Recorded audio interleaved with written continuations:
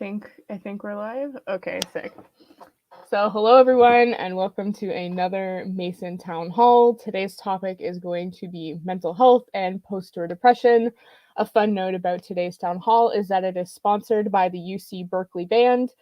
They hired us to come and do a workshop on disability and allyship in marching arts, and so we're happy to do that. And in return, they are sponsoring this town hall for us, so we say thank you to that. If you're interested in sponsoring a town hall in the future, you could please reach out to info@maasin.net and we'd be happy to chat. The same goes for workshops. We're happy to work with you. So we've got a bunch of guests here today who are coming from a place of lived and/or professional experience who are here to talk about mental health and post-tour depression and kind of other things that interplay with mental health and mental illness in the activity.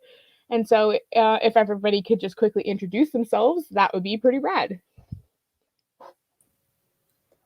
Hi, my name is Careri. My preferred pronouns are he, him.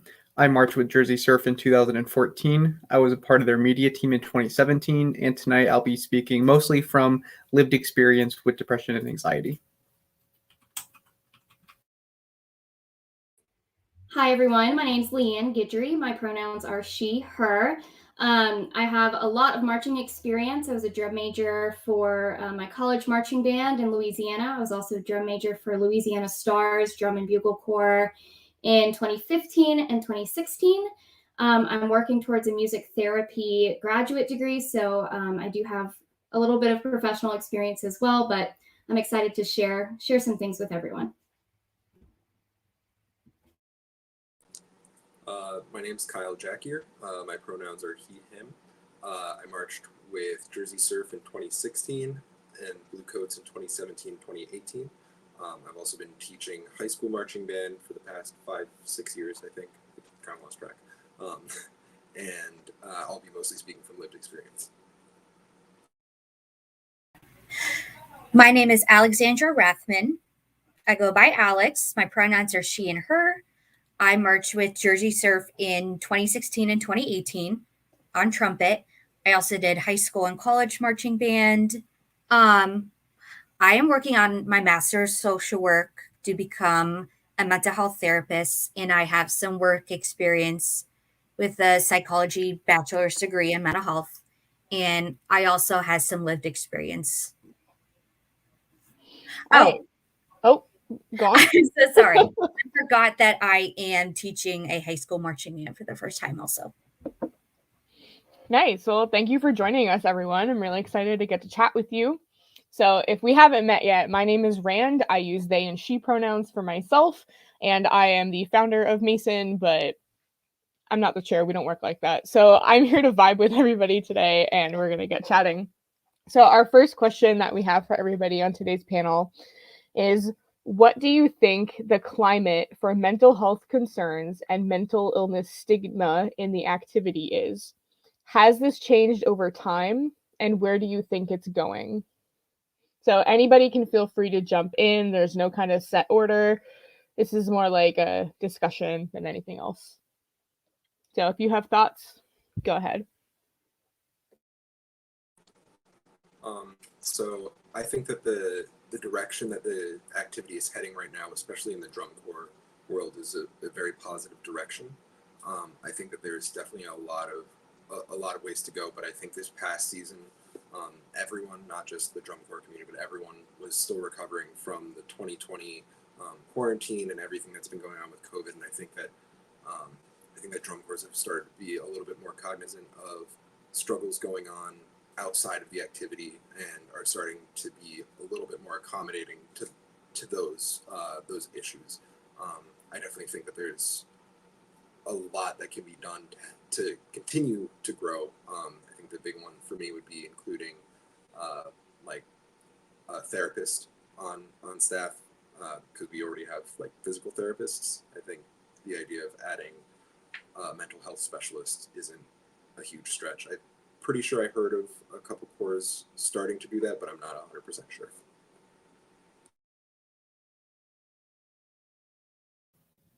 Yeah, I agree. I do think right now, at least with drum corps, we've reached a point of awareness in the activity where the awareness has reached high administrative levels. but there's still a lot of work to be done in terms of, okay, now that we are sure it exists, how can we actually do a great job at accommodating? And I think that's going to take a lot of work, and each core is going to handle it a little differently. But I think now we're in a more transitional period from at least when I marched about 8 years ago. Yeah, how much that's changed. I think it can really kind of depend on the culture of the group. When I was marching in DCI, I had a pretty good opinion of how some staff treated mental health issues and how they helped some of the members manage some of that, like hitting their wall and things like that. Granted, there are staff members that really don't know a whole lot about it. And that's why I would also advocate for having a mental health specialist also. I do think kind of like there's an overall culture shift in the activity, but overall there's kind of like, it can be really tough on the mental health of members when they're kind of just, there is just such a, words are hard. There's just such a strong focus on like striving for perfection, which is really kind of a thing in the arts anyway, especially amongst musicians. And there's not a whole lot of room for mental error when it is a high stress environment also. And that's just kind of the nature of the activity. And that's why I think it can be so hard to change. I think some of this is shifting even in scholastic bands also. I remember in my high school band, there wasn't a whole lot of room for mental break either. And that was just kind of the culture of my band, I think. And I had staff members that had been in the activity for quite a long time.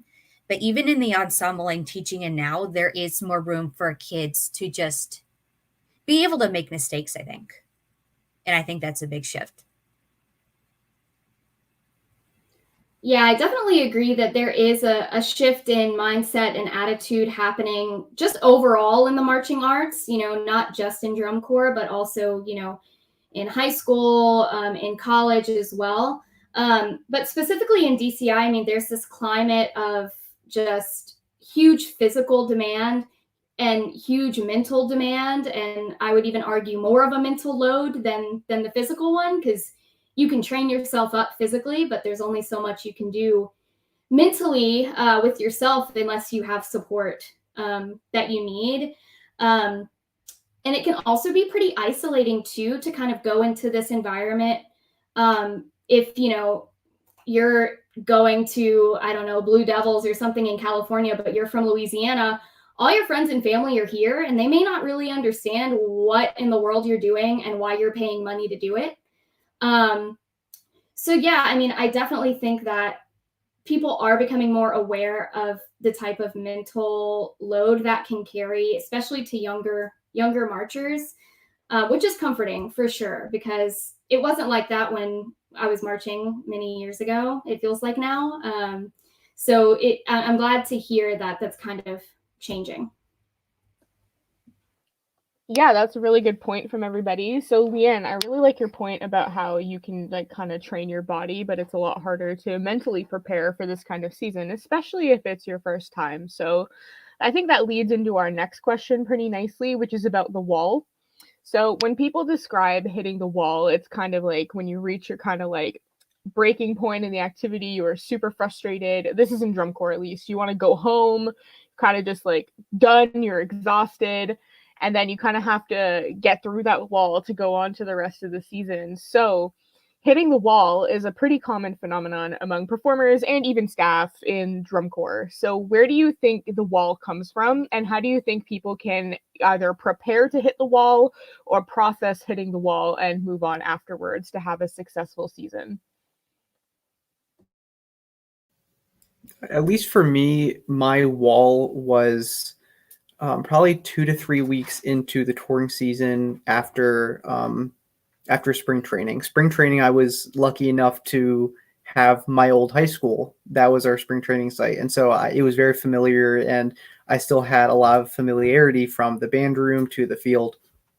But it wasn't until we started to go and experience all days where it was just repetitive. We were on the bus the whole time. And this season particularly, it was a lot of rain. And so it was really hard to keep spirits up. But I think when I started to reach it, everyone that's a rookie hears about the wall, but they don't really know how to prepare for it. So for me, just having to go through it, a lot of it was talking to the vets and talking to people in my section that knew about it and tried to get their advice, because everyone's going to be different when it hits the wall. But for me, it was just pushing until the first regional competition, regional day. But yeah, it was very tough for me, and really relying on the vets helped a lot. I think that's a really good point, Will, just about pushing to that like performance. And for you, it was regionals. And I think I remember, experiencing kind of the same thing where you hit a point where, you just don't know like if it's worth it, I guess. And all of that comes again, just with the stress of what you're doing. It's kind of crazy when you really think about it. And you willingly sign up for it as well, which is also kind of crazy for us to do.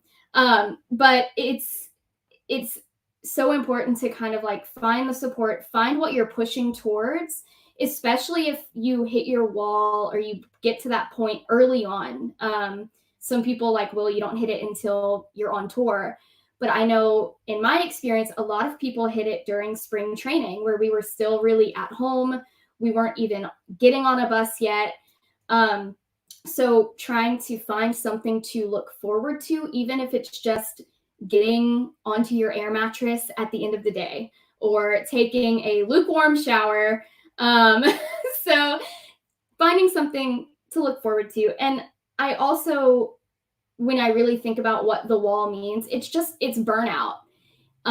It's total burnout. And usually people don't hit burnout into their careers or school or whatever, but in drum corps, everything is so condensed that it's not really surprising that you're burning out, 2 weeks in, 3 weeks in, because it's just so much. You're so saturated with what you're doing. So yeah, it's not surprising, but you just have to look forward to something, even if it's just the little things.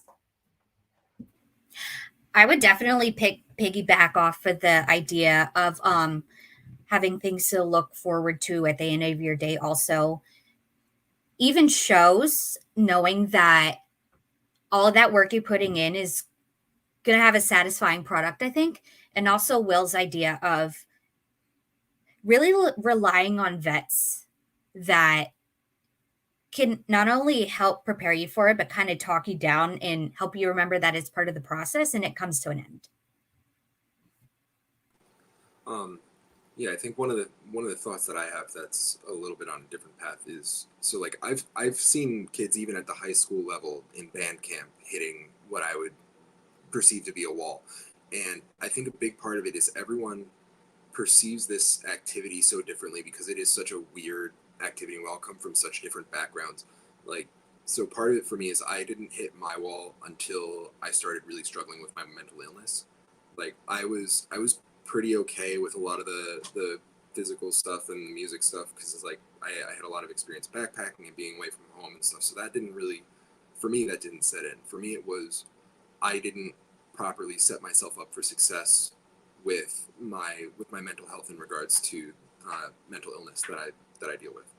And I think acknowledging that every person has struggles that extend outside the activity and every person is going to experience this wall for a different reason. I think we all need to do a better job of helping people realize what they need before that time comes. Like not just once it gets there, oh, hey, look forward to this. Oh, hey, lean on this person. I think trying to help people understand, hey, this is going to be different for you. What do you struggle with? What is like in, I mean, obviously not making them tell you, but have like helping new members think for themselves. What is something different for them that could cause their wall that someone else might not be able to help them with, might not be able to understand? That's something that could have helped me a lot. especially in my first season, because I wasn't prepared at all to deal with my mental illness on tour. I will try to make it quick because we just went through everyone, but I wanted to piggyback off of Kyle bringing up like personal mental health struggles also. Well, for one thing, I think a lot of marching arts performers, I think a lot of us come with that. And I think that the vast majority of people struggling with a mental illness has some kind of trauma too. Even if it's like not even necessarily something dangerous they went through, but just some difficult relationships or like abandonment or anything like that. And I think for me, it's kind of like I learned to have a really hard time with criticism, and that's something I struggled with in the activity too. And when you're constantly receiving all that feedback, namely in drunk corps, it's really feedback heavy also, and really gets down to the nitty gritty. I really had to, and I've worked on this since I aged out also. It's kind of like you had to not only have some patience with members and give them time to learn, but learn that it's not personal and it really will make you better in the end. And nobody's perfect either. I do have some students also that really struggle with that also. Yeah, this is a little off, but now that you mentioned it, something I was thinking of when we were kind of going into this town hall was how this activity, and the activity meaning marching arts in general, but I find DCI in particular does seem to attract people who might have had like a difficult home life and are looking for something to put a lot of their time into, and like, a supportive environment where there's lots of people around, and kind of that whole like surrogate family notion, which isn't a bad thing. I don't think so. But it definitely changes the landscape of the interpersonal relationships of ensembles and the activity as a whole when you're kind of trying to navigate yourself and other people and the relationships that you're going to have with other people in the activity. And so I do think that, like Kyle said, remembering that everybody is such like an individual, but coming into this with like, different experiences. And then because of that, people are going to have different reactions to different things and kind of, have different factors into hitting their wall is so important for how we're going to navigate like a season interpersonally. Anyway, though, these are just things that I like to think about because they were personally like important to like my master's research work. But moving on, so we talked a little bit about kind of during the season, we talked about how, people need to learn that like sometimes like criticism, it feels personal, but maybe it's not. And that's kind of like a personal challenge a lot of people get over. You're away from home and that's a challenge that people get over. Things like that. You're in a new environment. But after the season, people also tend to struggle. So there's a phenomenon in drum corps that a lot of people refer to as post-tour depression, which is when, the season ends, it's after Indianapolis, you head home, and then you're kind of just sitting in your house and you're thinking to yourself, like, okay, what now? And some people can get really down. They can get really sad and kind of feel like blue and depressed after the season ends. And so I would like to pose a question. This is a very common phenomenon for performers, especially. So where do you think this comes from? And how do you think members can alleviate this? Well, I think there are a lot of reasons, but one of the ones I wanted to bring up, because I'm sure the others will cover some of the others, but I think kind of a big part of it is culture, quite honestly. Like drum corps is just such a unique culture, and like outside of drum corps, like even in band, there are kids that are like it's kind of the weird kid crowd, but just the way people act in drum corps just isn't the same way as like outside of it. And it's kind of just like at the end of the season, you get suddenly ripped away with it, and then you have to try and live with other people, I guess, when you were so used to like your cohort. And I think that has a big impact on people. Yeah, I think building off of like being ripped away, I think there's a huge contrast in how the season starts versus how it ends. Because you start off going to like an audition camp, and then a couple months later, maybe a callback camp, and then a couple months later, then you start doing the monthly rehearsals, and then you like ease into spring training, and then you're on the road. But then you get pulled out right at sort of the peak.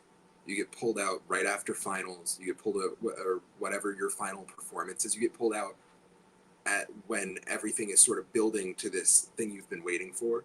And so it's like on top of being pulled away from this culture and this family and everything that you've been looking forward to, everything you've been working for, everything that you've been 100% focused on for the entire summer just goes away. And it leaves this tremendous gap in your head and your heart in terms of direction. Like we would always joke around, like, band is easy because they just tell you what to do and you do it. And then you go back to real life and there's no one to tell you what to do. I mean, besides if you're going to school, obviously there's people like teachers and stuff, but like there's no one telling you, okay, go eat food right now.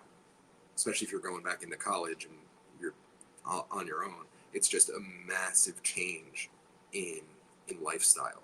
And I think that that's shocking to anyone who spent an entire summer doing this activity. It's jarring. And I mean, for me, one of the things that helped was I marched. So I lived in PA and marched with Blue Coats, which had people from all over the country.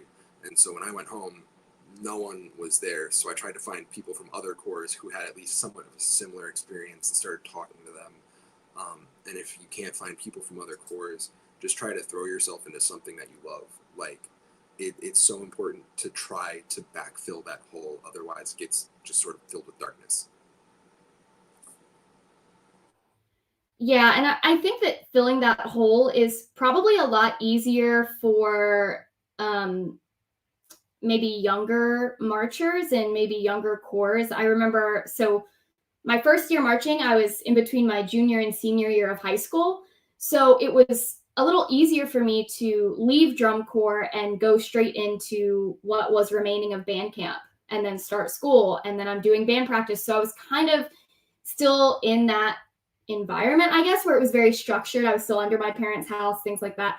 But then my second season, I was going into my freshman year of college, which is such a weird transition already.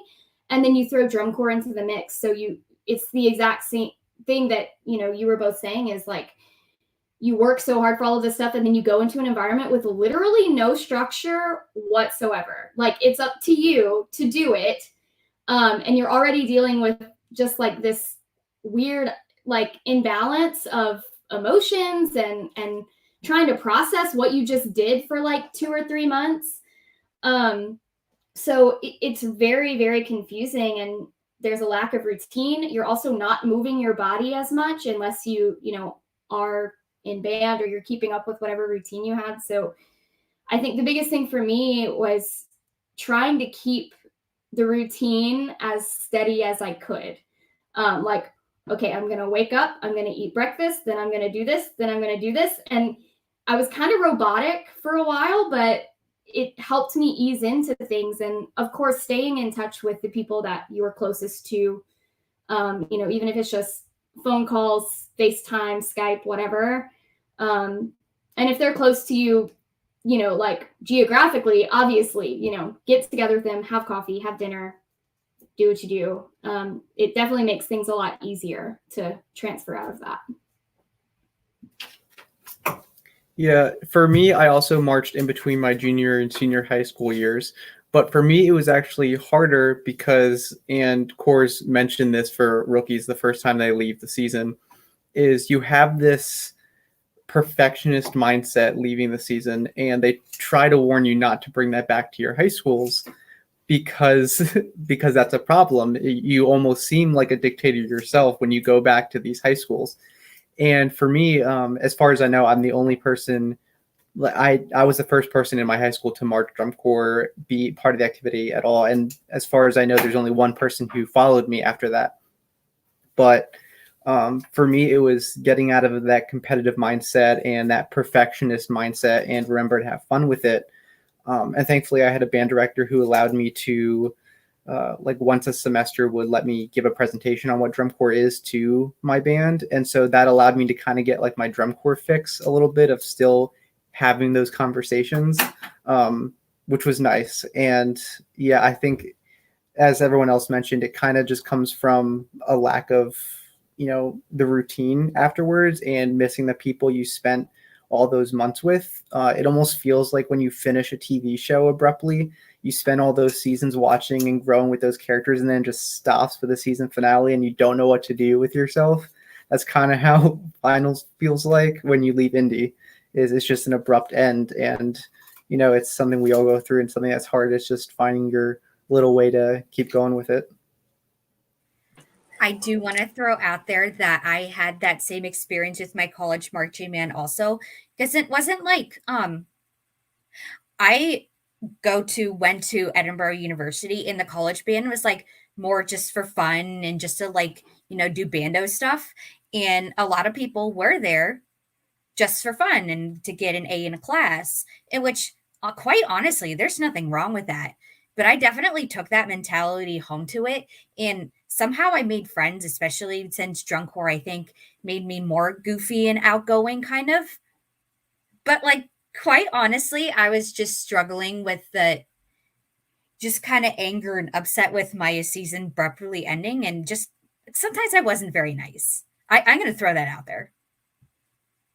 Yeah, I was definitely that kid too, especially in high school. You come back with the tan and the sock tan line and your high school band kind of thinks you're big stuff, and then it gets to your head especially if you're in a leadership position. And I was a drum major of my high school band, so I had to do a lot of processing. No, don't be that person, because then you're just going to discourage people from doing the activity that you love so much. So yeah, it's just that transition it's tough. It's just also finding people to be around that are like-minded can be really difficult sometimes. Yeah, I had something that I thought of just real quick that we hadn't touched on. I think something that a lot of us, especially being band kids, encounter is more physical activity than we've ever done in our life. And that just the brain chemistry from being physically active 24/7, it helps a lot with mental state. As challenging as the activity is, the constant stimulation to your body from the physical activity is super helpful. And I think a lot of us, when we get home, we're just kind of we get a little sad that we're not there, and then we just stop exercising for a while. And I think that shock to the brain of just not getting the same physical activity that you were, or any physical activity in some cases, can just enhance the feeling. And I think something important is to make sure that you're continuing so obviously you're not going to be outside for 12 hours a day, that's crazy, but some sort of exercise regimen that keeps the juices flowing in your head. Yeah, I think that's a really good point too. There's just I think Will is right. The end of a season is kind of just abruptly ending a TV show, where all of a sudden, you go through so many changes at once, because you're stopping the physical activity. You're not seeing the people you were seeing every day anymore. That same kind of 24/7 social support network is not happening anymore, which I know can also be very difficult for some people. And you're also just not having your needs kind of automatically met in the same way. Because that's something that I know I think about a lot, and that's something that I've spoken to other friends about, is how, on the season, you kind of don't have to think about housing or food or other basics like that. And that kind of just takes something off your plate when you're not kind of just thinking of that basic survival thing. Obviously, I have a lot of thoughts about that and capitalism specifically, which we're not going to talk about today. But one day we'll get there to MAASIN event. So, I think that you guys were talking about kind of the self-awareness piece when you get back from a season, and you kind of have to sit with yourself and kind of unpack, am I being crusty to other members of my high school or college band right now? How am I processing this? So getting into that, I would like to talk about what can performers do to facilitate a good environment for the benefit of their mental health and other members during this season? And I'm gonna use during the season loosely here. It can mean like during like a DCI season or during like a college marching season with respect to being after a DCI season. Kind of whatever you feel like getting into here. Could be winter guard too, because I know that's something we haven't really touched on yet. So feel free to go nuts. What would you like to say? I think a lot of it goes back to just having an open dialogue with whether it be your bus seat partner or people in your section. And beforehand, just say, up front, like, I might have a rough time. You might have a rough time. Maybe let's try and figure out a way that we could support each other when we're doing this. I did not have that conversation with anyone. So that kind of backfired on me, where it was around the same time I hit my wall. And we had performed, this was probably our second or third performance of the season. And I had a very bad show personally. And I took it very hard on myself. And I snapped at a fellow member, and just, we got into a bit of a screaming match on the bus, and everyone kind of saw that. And it was rough for both of us. And I had very little self-awareness at the time. And I also didn't really create a good environment where, I had fellow friends who could say, hey, it's okay. You had a bad show. You had a bad night. It's fine. We'll just fix it tomorrow at rehearsals. And, talking to members, talking to staff members as well about it, and having that open communication, having that self-awareness, I think is the best way, at least for me, that you can kind of prepare yourself for it. I totally agree with you on just having those conversations up front. I think that could probably alleviate a good percentage of communication issues and just lack of support all around. I had a similar experience in 2016. I was actually physically injured for the entire season. And so obviously that took a toll on my mental health as well. And it was the same thing. I wish I would have had the support and that open dialogue with the people around me, and with the staff too. I mean, I definitely think that fostering of community within a drum corps can start with the staff and the leadership. Gravity only works one way. And so I kind of like think of it as, if it starts at the top, like, it will easily work its way down. But if the members are trying to like do all of this work themselves without any guidance, without any leadership, it can only go so far up before it's like going to stop. So, I just think that you have to be accountable to a certain degree for your own emotions, and recognize that whatever you do is like also affecting other people. But at the same time, you need to have the support from others as well. So I don't know, that's kind of contradictory, but all in all, just like supporting each other, knowing that you have the support from others and from your staff, really. I think, to piggyback off of that a little bit, it's about really cultivating a community with mutual care and respect.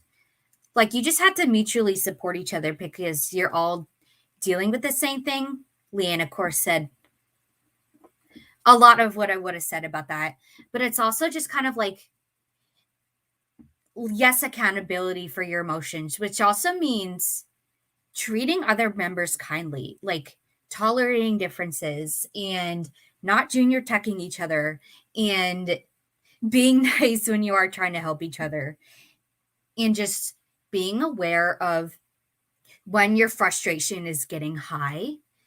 And I wanted to piggyback off of the physical injury part too, because my second year, I was dealing with some illness. I was first diagnosed with a thyroid disorder, and quite honestly, I had come out of the hospital with pneumonia pretty recently. So I had a really rough season because I just wasn't as physically capable as I was before, even though I had spent all of the winter before I got sick, of course, like conditioning for it. And I don't know if this was really happening, but I kind of felt in a way microaggressed a little bit because I didn't feel like other members tolerated that. And it's really it's just kind of an accessibility thing, although the staff that I talked to were like amazing about it. And that is something that really helped me. Like a point of just like resilience for me was that. Oh, and then there was some like, I won't get into that. Never mind.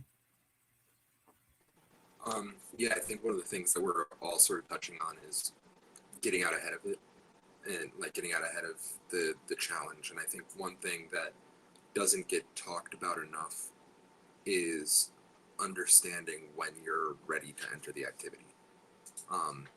So just a little background on me. I had contracts in 2014 and 2015, both of which I backed out of because I honestly just wasn't prepared mentally. I was going through a lot with my mental illness. I had just been diagnosed for the first time in 2014.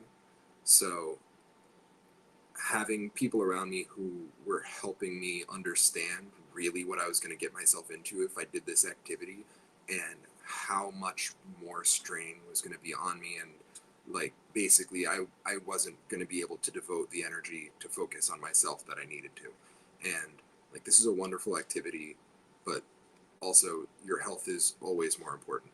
Your health is always the most important thing. And I think not trying to push people into the activity before they're ready is a super important thing. And then just like as other members being understanding that, hey, if this person is leaving, like they were here, they were ready to do it, but if they're leaving, there has to be a good reason. Like I can't stress enough that taking the time away is super helpful if you need it. I was able to work on myself for both of those summers and then come back in 2016 and really enjoy myself and really put all of my head into doing the activity and not spending as much time trying to figure out where I was at. I mean, I was still, obviously we're always growing, but I think understanding that not everyone is ready to do the activity at all times.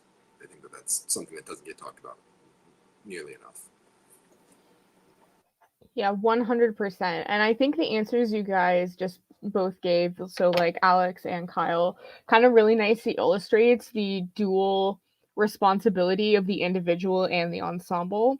So Kyle's talking about how you need to know if you're ready, and then it's kind of your responsibility to figure out if you are personally ready to be, dedicating yourself to a summer of this, which I think is a really good point. We talk about how if you're not physically ready for a summer, like say you have injuries from a previous season still, or like something's going on for you, like you should really take a summer off to heal. And I think that the same goes mentally, but people don't tend to look at it the same way. People kind of expect you to get over it a lot faster, which is not necessarily true at all. But then when Alex was talking about how she felt microaggressed against for kind of struggling, I think that also really illustrates how a lot of people kind of only think of mental health as an individual issue and not really kind of considering that the ensemble environment could make somebody struggle who wasn't necessarily struggling before or shouldn't be struggling, especially if there are, kind of bigoted attitudes or barriers for particular marginalized groups that could be very difficult. Like, for example, like I know some trans members who have struggled over a summer with bad mental health because their ensembles did not take them seriously. Survivors of sexual assault who are not taken seriously over a summer will definitely be having a lot more issues when they don't necessarily have to be, or not have to be, that's kind of badly phrased, but when like it's exacerbated, it's made a lot worse because they're kind of blamed individually instead of looking at, okay, are we facilitating an environment that is going to be supportive of those who are coming from actual various different backgrounds? Because research shows and and also just kind of like an inherent knowing that especially the drum corps environment places a very high emphasis on being as close to like white cis maleness as possible, which is difficult. And then the ableism is like a whole other factor there that we haven't even gotten into as an organization yet, a super huge amount, although we do a workshop on it now. So circling back around, I know LeeAnn was talking a little bit about staff and how members can only do so much, but there really needs to be a staff component as well. So let's move on to that. This is our final question of the night before we head into audience questions. So if you have anything you want to be asking, please feel free to put it in the chat or maybe DM it to the Twitter account. That would also work. So what can staff members do to support students experiencing mental health distress? I have a lot of opinions on this, so I'll try not to ramble too much. I think one of the most important things is to be vigilant. And one of the things that I've noticed being on staff at a high school for the past 5-6 years is that you can usually see if there's not everyone expresses it the same way, but most of the time there are pretty clear signs that someone is going through something that's affecting their ability to intake information or to execute what they're trying to do properly. And I think a lot of times, I don't know if y'all have experienced this, staff members can get hyper-focused on one group or one person and can sort of be like a personal tech for a section or something. And I think understanding, seeing, especially when those eyes glaze over and understanding like, hey, their head's not in this anymore, walk away. Like, don't continue to harp on that one person. Give them some space, let them breathe, let them come back into the rehearsal, and then if their head gets back in it, then you can continue to give them constructive criticism. But I think really trying to be vigilant and understanding that everyone looks differently when they're going through things. And I think that extends to all aspects of the activity, from just coordinating like ensemble movement, not just like on the field, but having like EPAC load and stuff like that. If someone's taking a little bit of extra time, I understand that like timing is super important in the activity and getting places on time. But like if someone's just dragging their butt a little slow and they're not sprinting to the bus and you can see that they're really having a rough time, don't be a jerk. Just like try to help them. Like I think it's important to just try to be as understanding as possible and as vigilant as possible from a staff perspective. Yeah, absolutely. I definitely think that it's important for staff to first and foremost just, for example, if you are seeing someone who is maybe struggling a little bit more that day or that week or whatever, just ask them what they need. What is the best thing for them right now to help them in this particular moment? Is it going to get a sip of water and coming back? Is it talking through things over lunch? Is it just being left the hell alone? Because if you are, I mean, just like you said, if you're on a section's case or if you're on a particular person's case all the time, it's gonna make it worse unless they've specifically told you, you know what, I may need a little bit more critique, or I may can you just watch me do this run of this section, whatever, and tell me how to make it better. I mean, I had that exact experience where, I wasn't even on the field. I was just on my little metal podium, but I was just getting hounded and hounded and hounded about things that were not even related to what we were doing. And it was like, this is not productive for me, for you, for the core, and if they would have just asked me what I needed, I would have just told them, like, I don't need anything right now. I just need to do what I'm doing. So being very upfront with that, having the open line of communication to have the trust between staff and members where they can have that type of conversation. And obviously having a mental health professional on staff would be just amazing. That's like best case scenario. Having someone there to really talk through these things, because sometimes, staff are not therapists, your friends are not therapists, you are not a therapist. And some people try to be, and that can do more harm than good. So yeah, I do definitely think that having a mental health professional on board is a good idea for that, because you're there to do your specific job. And also mental health professionals are trained to do that kind of thing and to make the right moves and ethics and what to do if somebody might be like at risk of harming themselves or something like that. And it's really best to leave it to them, especially since they've been trained in how to handle that. With that being said, I'm aware that there are a lot of people in the activity that don't know a whole lot about mental health, or quite honestly, they come from an older generation and they just don't come from a generation where that's really normalized and it's okay to talk about that kind of thing. So for those kind of people, it's honestly just like it does a lot to notice that something is off with that member and to just allow them to be seen and heard, and to just validate how they feel, even if it seems small to you. A lot is piled onto them. And I think accountability in the activity, just for a wide range of things that like MAASIN tends to discuss, because like I mentioned trauma earlier, a lot of people have never had an adult apologize for something. So I think that's really big, just to have accountability also.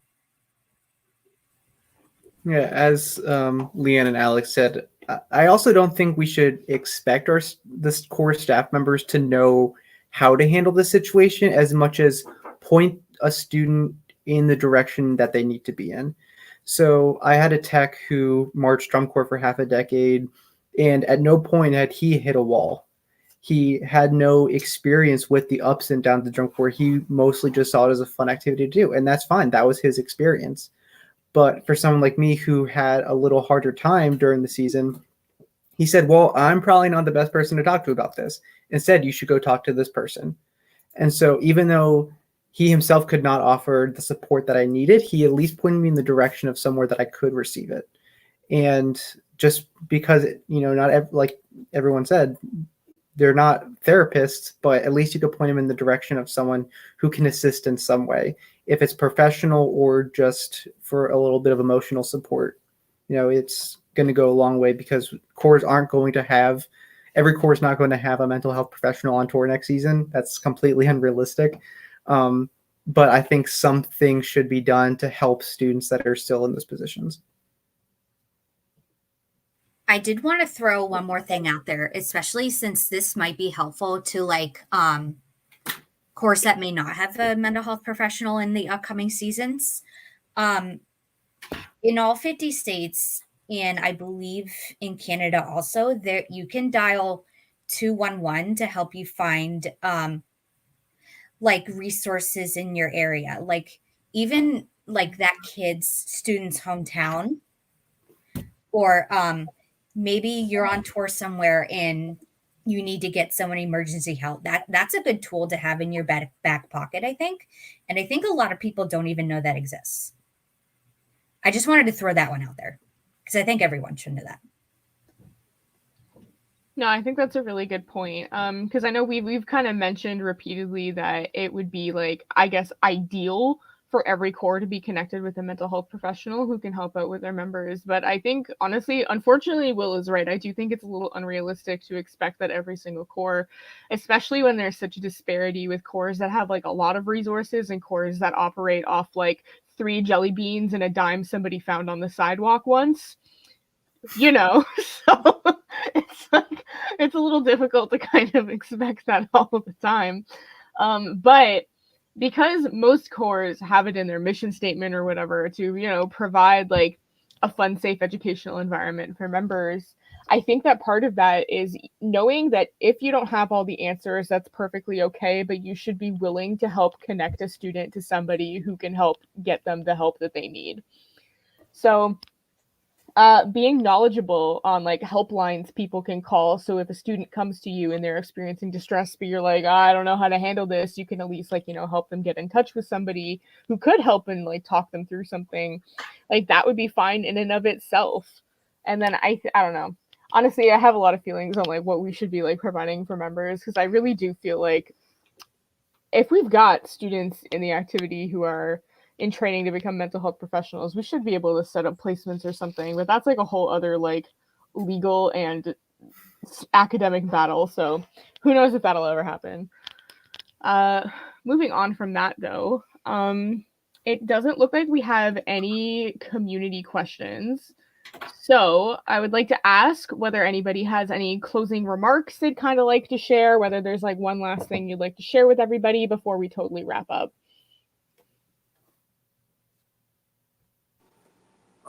I think something that might be something that didn't really fall into a category that I wanted to just sort of mention as a staff, like something that you can do as a staff member to help set people up for success is understand your group's limits.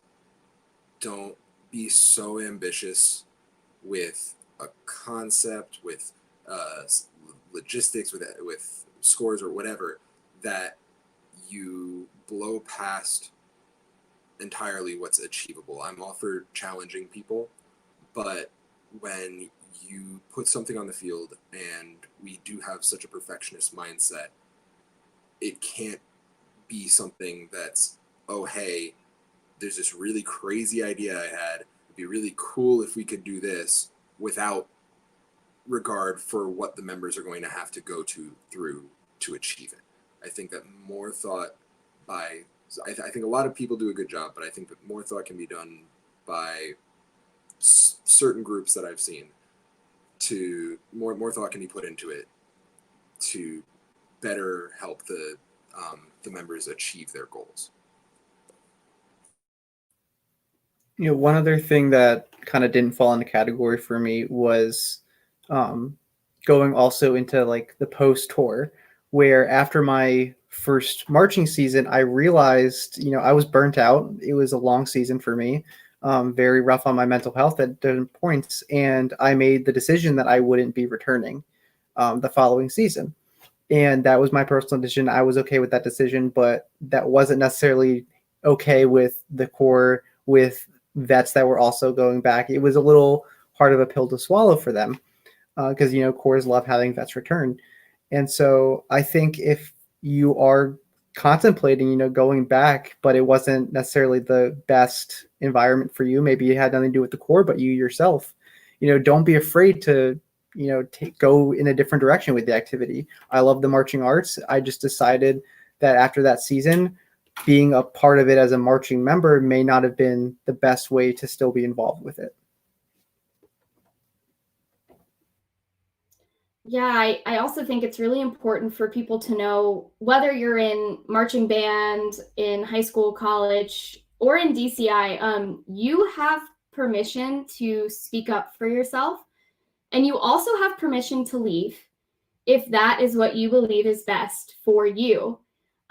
Again, that's probably a hard pill to swallow for a lot of people, but in some cases, it could be the best thing for you and those around you, honestly.